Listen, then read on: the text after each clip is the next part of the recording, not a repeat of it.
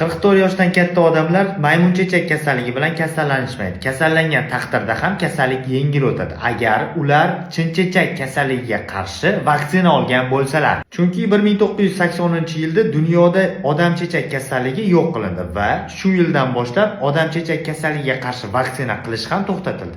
Eng oxirgi vaksina olgan odam hozir 45 yoshda. Maymun chechagi va odam chechagi viruslari bir-biriga juda ham o'xshash. Odam chechagiga qarshi qilingan vaksina to'g'ridan-to'g'ri va parallel ravishda maymun chechagiga ham ta'sir qilib borgan.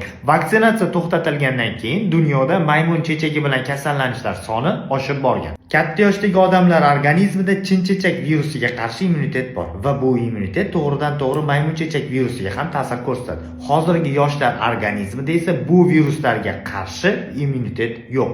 Maymunchechak virusi 1970-yildan keyin Amerika, Osiyo, Yevropa, Avstraliya va Afrika davlatlarida aniqlangan. Maymunchechak virusi 1958-yilda aniqlangan. Odam chechak virusi esa eramizdan oldin ham bizga ma'lum bo'lgan. Odam chechagi virusi epidemiyasi haqida birinchi ishonchli ilmiy yozma manba qisqacha Qur'on kitobida berib o'tilgan. Unda Makka shahrini qamal qilgan Efiop askarlari orasida xuddi shu turdagi kasallik tarqaganligi aytib o'tilgan.